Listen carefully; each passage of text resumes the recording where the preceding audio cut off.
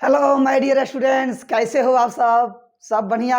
स्वागत है आपका अपना यूट्यूब चैनल साइंस स्कूल में। मैं राम सुंदर सिंह आपका स्वागत करता हूं।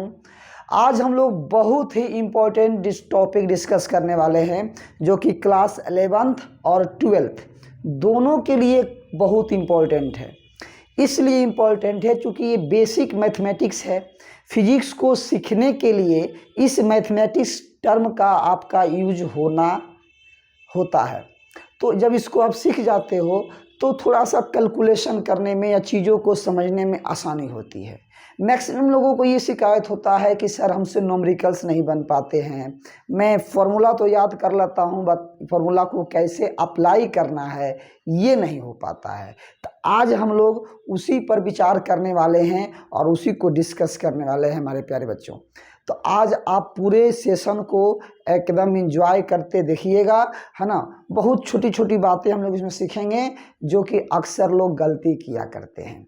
तो चलिए हम लोग सेशन के स्टार्ट करते हैं। और एक बात और बताना चाहता हूं कि जो हमारे चैनल से विद्यार्थी नए जुड़ रहे हैं कृपया वो इस चैनल से जुड़े ही रहें और बेल आइकन को जो रेड कलर का है सब्सक्राइब कर ले उसको, इसलिए ताकि मैं जब भी वीडियो आपके लिए डालूं आप सबसे पहले आप तक पहुंचे और उसको आप देखकर अपने डाउट को क्लियर कर सकें। तो चलिए स्टार्ट करते हैं, उसके बाद हम लोग फिर बात करते हैं क्या है, कैसा लगा वीडियो, क्या हुआ।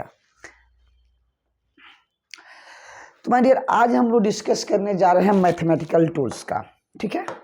अब मैथमेटिकल टूल्स में बहुत ऐसे पोर्शन हैं जो कि फिजिक्स के पॉइंट ऑफ व्यू से इम्पोर्टेंट है ना, बहुत इम्पोर्टेंट है। जैसे कि देखिए सबसे पहला टर्म जो इसमें आता है, सब फर्स्ट टर्म वो है आपका बीजगणित। आप ध्यान रखिएगा, बीजगणित बोलने का मतलब अलजेब्रा। अलजेब्रा का भी यूज आपको भौतिकी में होता है ना। अलजेब्रा आपने क्लास 9th 10th क्लास में ये सारी बातें आपने पढ़ा होगा, बस उसी को थोड़ा सा हम आपको रिकॉल कराते हैं। सबसे पहले अलजेब्रा से कुछ इम्पोर्टेंट रिजल्ट आपको याद रखने होंगे।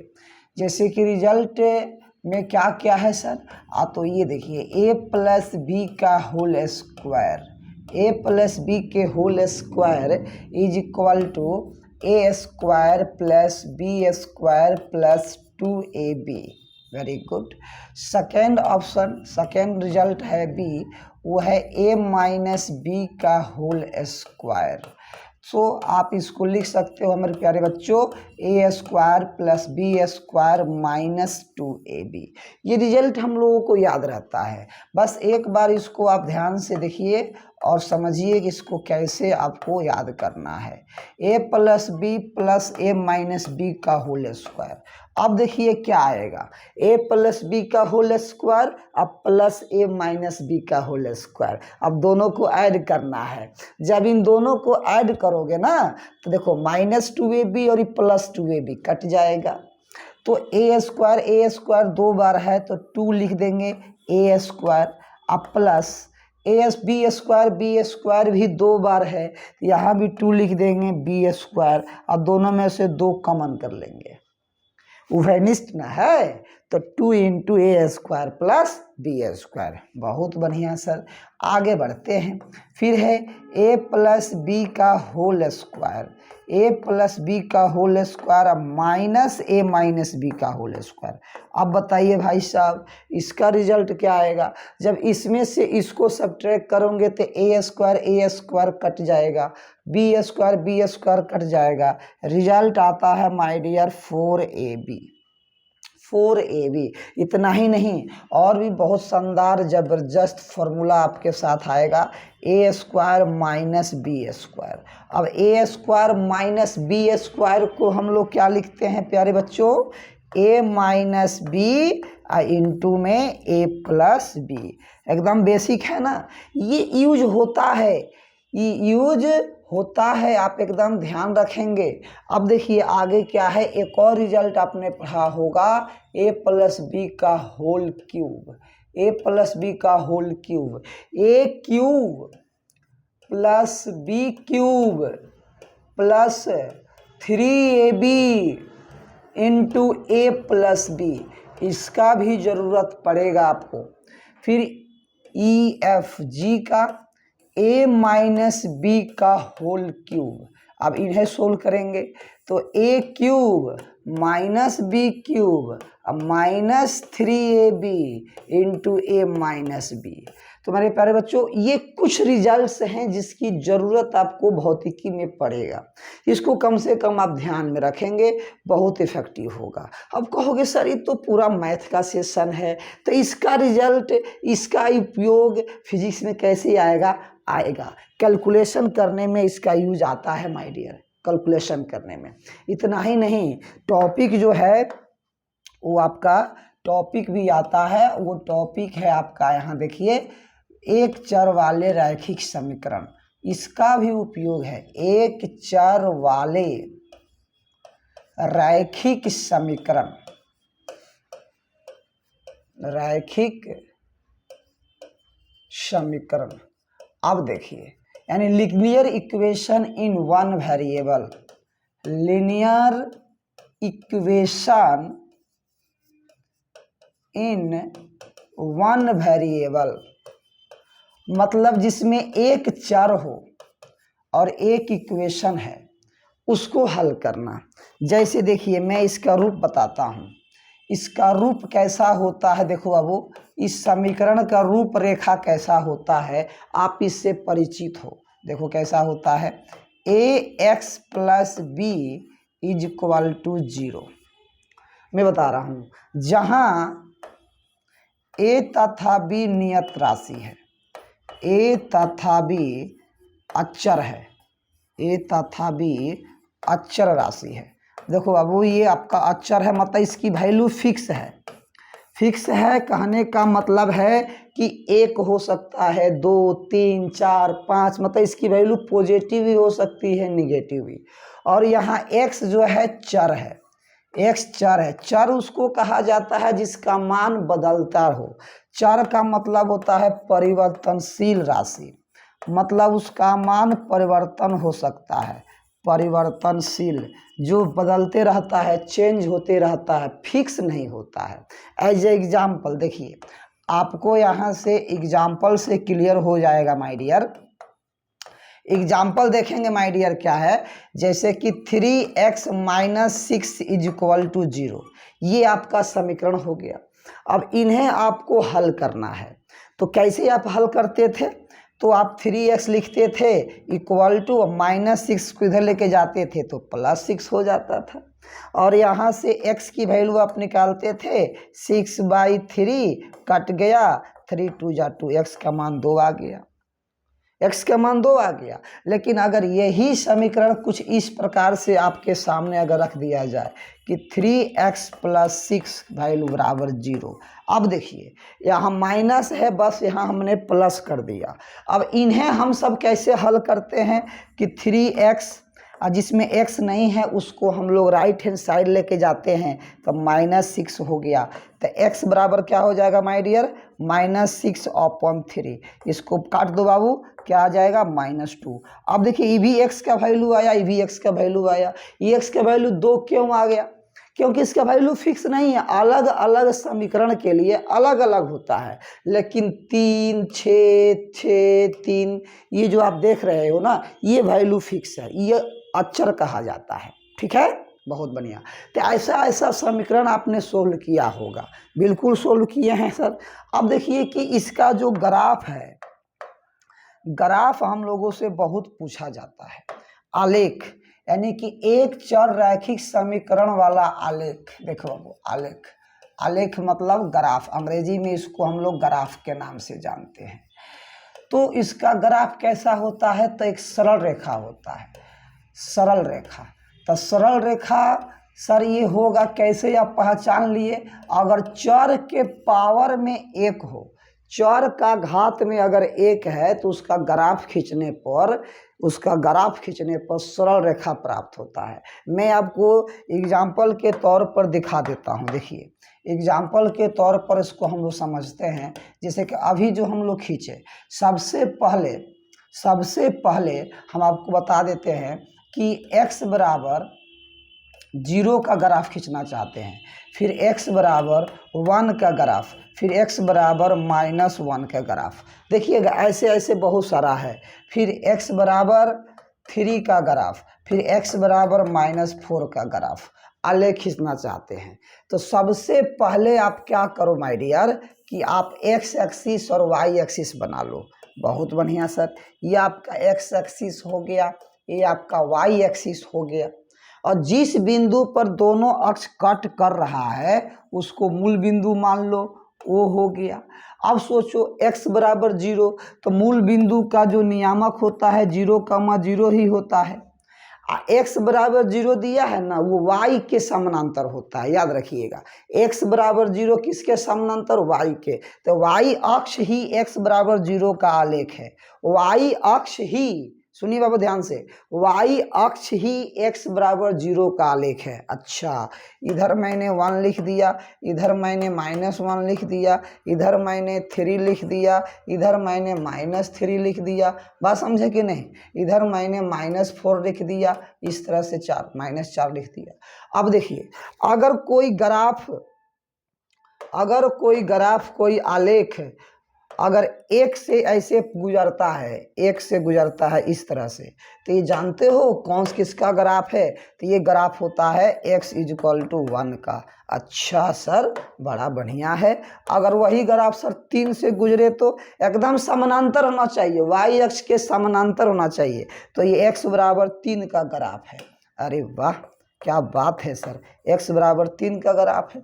अगर मान लीजिए गुरुजी कि अगर -1 से गुजर गया तो, -1 से गुजर गया तो इसका मतलब हो गया कि x बराबर ही -1 का ग्राफ है। अच्छा, अगर मान लीजिए गुरुजी कि x बराबर -3 से गुजर गया तो, x बराबर -3 से, तो ये जो ग्राफ है वो x बराबर -3 का ग्राफ है। अच्छा सर, अगर मान लीजिए अगर -4 से गुजर गया तो -4 से गुजर जाएगा ना, तो समझ जाइएगा ये x बराबर -4 का ग्राफ है। मतलब कि x बराबर अगर कुछ भी आता है सिर्फ उसका ग्राफ आपको खींचना है, तो आप समझ जाइएगा कि वो y एक्सिस के समानांतर होगा। अच्छा, इसका मतलब ये हो गया कि प्लस वाला जो है वो राइट साइड में जाता है और माइनस वाला लेफ्ट में जाता है। बिल्कुल एकदम सही सोच रहे हो। जैसे देखो, एक छोटा सा और एग्जांपल बताते हैं कि y बराबर मान लो अगर एगो b है और एगो y बराबर है -b, दोनों में देखना बाबू, b के जगह पर कोई भी नंबर आप लिख सकते हो। जैसे कि मान लो कि मैं आपको ऐसे समझने के लिए इसको 2 लिख देता हूँ और इसको -2 लिख देता हूँ, बात समझना ध्यान से। तो सबसे पहले आपको क्या करना है ना कि x एक्सिस y एक्सिस खींच देना है। ठीक है सर, x अक्ष हो गया, ये आपका y अक्ष हो गया, देख रहे हो, ये आपका मूल बिंदु हो गया जिसको हम O बोलते हैं। y पर 2, तो y पर 2 ऊपर पॉजिटिव होता है, नीचे निगेटिव होता है, तो y पर 2 मान लो ये 2 हो गया। हाँ सर, अब -2 मतलब नीचे आ जाएगा, ये -2 हो गया। अब बताइए आप एक काम कीजिए, आप जो है ना लाइन के स्केच कीजिए, 2 से ऐसे लाइन खींचिए जो x एक्सिस के समानांतर है। तो ये जो ग्राफ होगा, ये जो आलेख है ना, y बराबर 2 का आलेख है, +2 का आलेख है। अच्छा सर, ये बात है, बिल्कुल। अच्छा, और बताइए तो, और बताइए, देखिए एकदम डायरेक्ट खींचना है, इसमें एकदम कोई कन्फ्यूजन नहीं होना चाहिए। ये हाँ, आप सब 9th क्लास में, 7th 10th क्लास में, 7th क्लास में, 9th क्लास में, 10th क्लास में ये सब आप पढ़े हुए हैं, बस उसको थोड़ा सा रिकॉल कराना है एकदम सटीक जल्दीबाजी में। तो अब देखिए यहाँ से भी एक लाइन मैंने खींच दिया, तो अब बताइए ये किसका ग्राफ होगा? तो y बराबर -2 का ग्राफ है। मतलब कहने का प्लस में आएगा तो ऊपर, माइनस में आएगा तो नीचे। परंतु हम लोगों के जो इक्वेशन हमसे मिलेगा, हम लोगों को जो समीकरण मिलेगा, अब कहेगा कि निम्नलिखित समीकरण का आलेख खींचे। देखो प्रश्न क्या है कि समीकरण का आलेख खींचे, समीकरण आपको दे देगा या किसी की वजह से समीकरण आ जाएगा, समीकरण का आलेख खींचे। ठीक है, अब मैं आलेख खींचने का प्रयास करता हूँ। देखिए बाबू कैसे खींचते हैं उसको, बहुत सिंपल है। जैसे मान लीजिए कि पहला दे दिया x बराबर टी स्क्वायर नहीं बाबू, ये मतलब कि x बराबर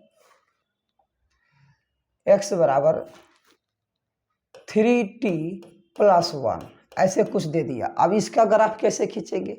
x i t हो गया, दो गो वेरिएबल है यहाँ तो दो गो वेरिएबल हो गया सर। ये कैसे बनेगा? ये तो आप नहीं बताए हैं, एक वेरिएबल एक चर बता रहे हैं। हाँ बात तो सही है, तो लिखो एक चर लिखते हैं 3x - 6 = 0। इसका आलेख खींचना है 3x - 6 = 0। इसमें देखिए एक ही चर पद है ना, एक ही चर पद है। तो इसको कैसे सोल्व करेंगे? सबसे पहले इनको हल करके x का मान निकालो। ठीक है सर, तो लिखेंगे 3x = 6, x = 6/2। 6 में 2 से भागा तो दोगे 3 आ जाएगा, तो x का मान आ गया 3। बहुत बढ़िया सर। लेकिन यहाँ 2 नहीं है, 3 है ना सर? अच्छा 3 है तो यहाँ 2 हो जाएगा। बहुत बढ़िया, चलिए 2 लिख देते हैं, 2 हो जाएगा। x का मान 2 आ गया। अब सिर्फ x = 2 का आलेख खींच देंगे। अरे वाह, क्या बात है सर। तो अब कुछ नहीं करना है, आपको बस x = 2 का ग्राफ खींच देना है। आप ऐसे ले लो, x एक्सिस y एक्सिस बना लो। ये पॉजिटिव x एक्सिस है, ये पॉजिटिव y एक्सिस है, ये निगेटिव x एक्सिस है, ये निगेटिव y एक्सिस है। तो x का मान पॉजिटिव आ रहा है तो यहाँ कहीं 2 होगा, यहीं से लाइन इसे खींच दो। y एक्सिस के समानांतर x = 2 का ग्राफ हो गया। यही ग्राफ इस इक्वेशन का भी हो जाएगा आराम से। कोई दिक्कत नहीं सर, कोई दिक्कत नहीं, एकदम सिंपल है। इसी तरह का आपको खींचना है। जैसे मान लीजिए कि एक और मैं आपको दे रहा हूँ, एकदम सिंपल। देखिए कि क्वेश्चन नंबर 2 दे दिया कि 4y - 12 = 0। अब इसका ग्राफ हम लोगों को खींचना है। तो इसका ग्राफ कैसे खींचेंगे? तो 4y = 12, तो y = 4y, 12/4 ये कट जाएगा तो क्या आ जाएगा बता दो बाबू? 3 आ गया ना, तो y = 3 आपका इक्वेशन आ गया। बहुत बढ़िया।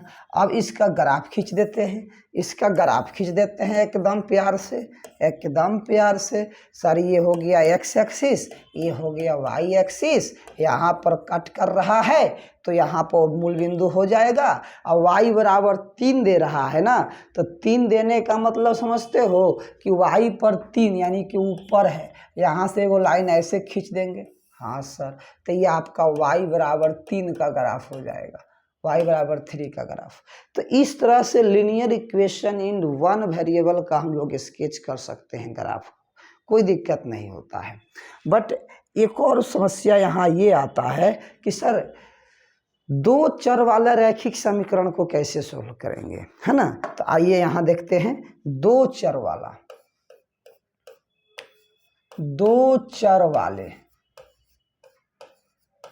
वाले समीकरण, मतलब रैखिक समीकरण है। इसका भी घात, जैसे मान लीजिए ऐसे रहेगा ax + by = c, ऐसे कुछ लिखा रहेगा। मैं बताता हूँ, a b c आपका नियत राशि है। यहाँ a b तथा जो c मैंने लिखा है ये सब अचर है, नियत है। अच्छा सर, बहुत बढ़िया।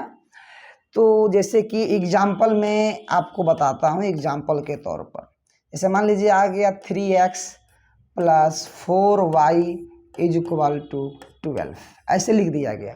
3x + 4y = 12 एक समीकरण है। समीकरण तो एक ही दिया हुआ है, x और y 2 वेरिएबल है। हाँ सर, 2 गो वेरिएबल है, 2 गो चर पद है। तो एक समीकरण है तो x और y का मान हम निकाल नहीं सकते हैं।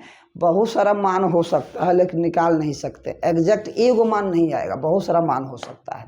जैसे देखिए मैं बताता हूँ, कैसे बताता हूँ देखिएगा। जैसे मान लीजिए कि मैंने लिखा 4y = तो इसको लिखूंगा मैं 12 - 3x। हाँ सर, आराम से लिख सकते हैं। ये +3x इधर जाएगा तो माइनस में हो जाएगा। हाँ सर, तो y = क्या हो जाएगा? 12 - 3x/4 ये आ गया ना। अब देखिए मैं अपने मन से यहाँ x का मान रखता हूँ। देखिए और ध्यान से, अपने मन से यदि x = 0 हो, अब सोचो आप ध्यान से, अगर मान लो कि x = 0 होगा तो y का मान क्या आएगा? तो x का मान यहाँ 0 रख दो, जब x की जगह पर आप 0 रखोगे तो 3 गुने 0 0 हो जाएगा, तो 12/4, 12/4 मतलब कितना आ जाएगा 3, y का मान 3 आ गया। इसलिए इसका एगो कोऑर्डिनेट निकल गया x, y, नियामक निकल गया कितना 0,3, मतलब एगो पॉइंट तो निकल गया। कोई भी सरल रेखा खींचने के लिए उसका 2 गो पॉइंट कम से कम चाहिए आपको।